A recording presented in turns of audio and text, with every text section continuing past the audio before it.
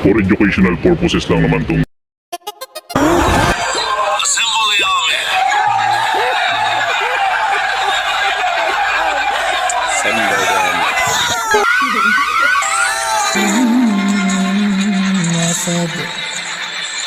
بسم الله الرحمن الرحيم إذا جاء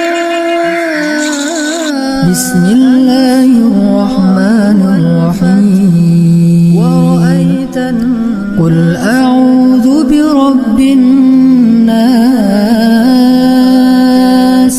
ملك الناس إله Sa client at kumuha kayo ng pera na walang tinalang sa akin. Lahat kayo tinulungan ko, bumaba ako sa pwesto para sa inyo at mag-traidor lang pala kayo. Paano ko kayo mababayaran kung mga traidor kayo pag nakakalikot ako?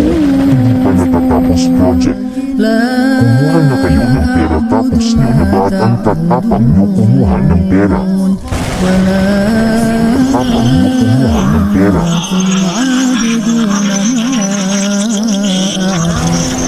ولا أنا عابد ما عبدتم ولا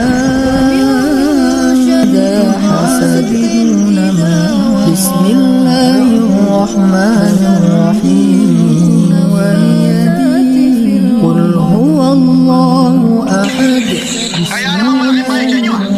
Arestado ka sa pagkuha ng pera na hindi ka naman nakakontrata.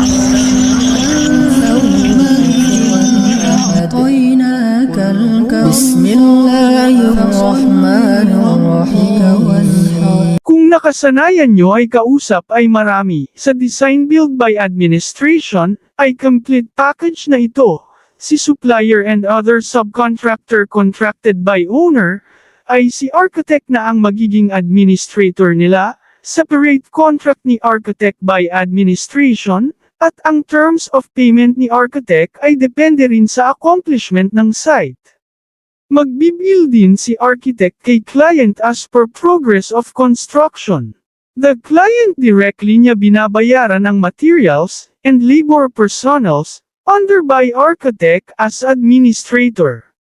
Kung gusto ni client ay ang mapoprovide ng manpower ay si architect, under this SPP document 207, allowed si architect mag-provide ng superintendent, timekeeper, and labor personnel salaries of such persons, are paid by owner or client.